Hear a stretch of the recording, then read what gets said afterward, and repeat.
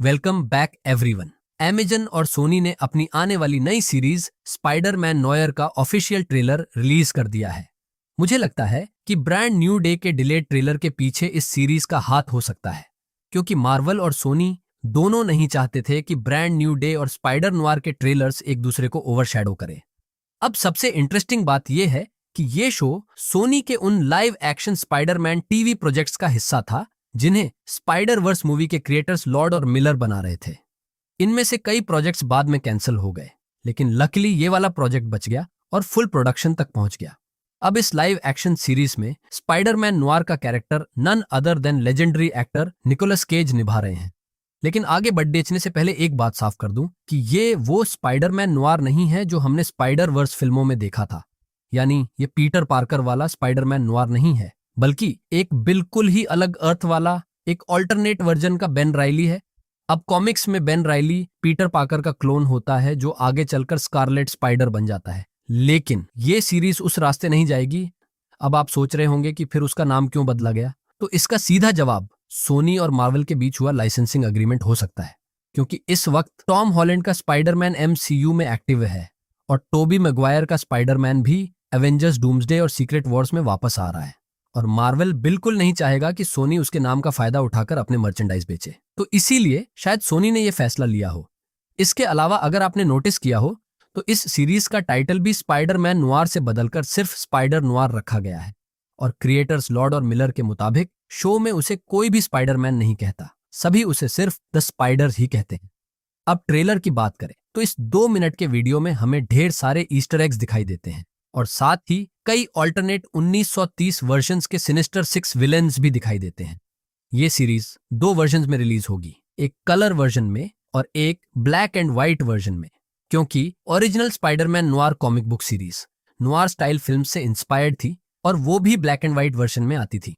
अब कहानी की बात करें तो ये 1930 के ईरा में सेट है। इस शो में स्पाइडर नोयर यानी बेन राइली एक प्राइवेट डिटेक्टिव होता है जो न्यूयॉर्क सिटी में हुए क्राइम्स को सॉल्व करता है।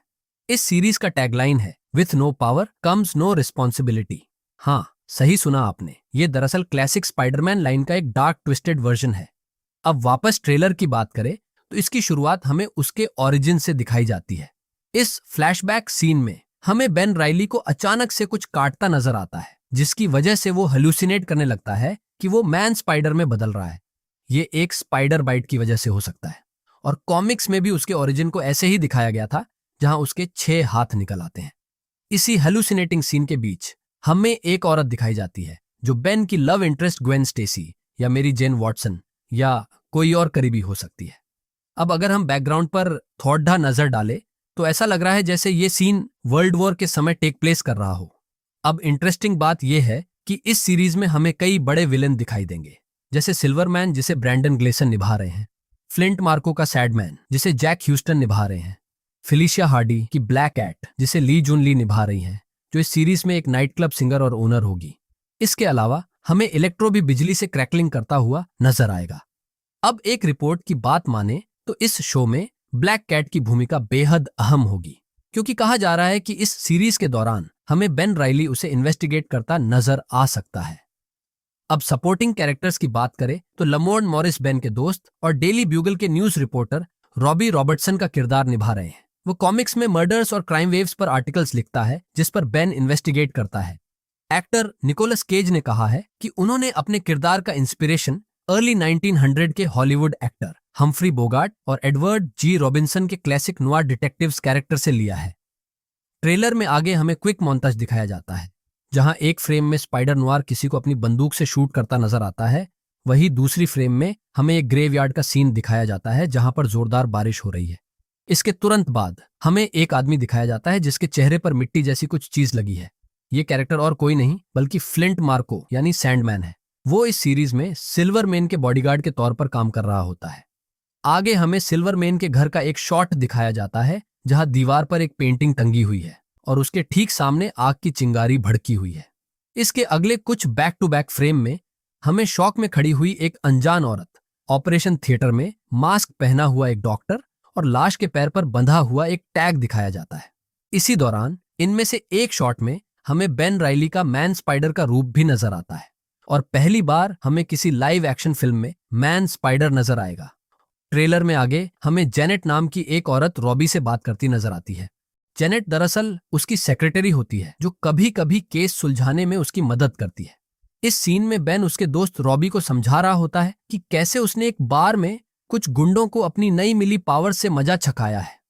अब इसी बीच हमें उस बार में हुए फाइट का एक विजुअल एक्शन मोन्टाज दिखाया जाता है। ट्रेलर में आगे हमें निकोलस केज का कैरेक्टर एग्जिस्टेंशियल क्राइसिस से जूझता नजर आता है। वो जेनेट से कहता है कि उसे समझ नहीं आ रहा कि उसे इस नई आइडेंटिटी को अपनाना चाहिए या नहीं। आगे हमें क्लासिक रूफटॉप स्पाइडरमैन सीन दिखाया जाता है और फिर कुछ इन्वेस्टिगेटिंग सीन जहां बेन चुपके से किसी का फोटो खींचता नजर आता है। इसके तुरंत बाद हमें आग के लपटों से घिरा हुआ एक आदमी नजर आता है। ये शायद classic Spiderman villain molten man का रीइमेजिन्ड वर्जन हो सकता है। इसके अलावा हमें इलेक्ट्रो की भी एक झलक दिखाई देती है। हालांकि उस कैरेक्टर को इस सीरीज में कौन सा एक्टर निभा रहा है वो अभी भी कंफर्म नहीं है और इसी वजह से ट्रेलर में उसके चेहरे की जगह सिर्फ उसका हाथ दिखाया गया है। ट्रेलर में आगे हमें स्पाइडर नुआर किसी वजह से सैंडमैन के पीछे पड़ा दिखाई देता है। कुछ रिपोर्ट्स के मुताबिक इस सीरीज में सिल्वरमैन को कोई मारने की कोशिश कर रहा है और बेन ये पता लगाने की कोशिश कर रहा है कि वो कौन हो सकता है। अब ये देखना दिलचस्प होगा कि इस सीरीज में मर्डर इन्वेस्टिगेशन असल में किसका हो रहा है। क्या वो सिल्वरमैन के मर्डर का हो रहा है या किसी और का।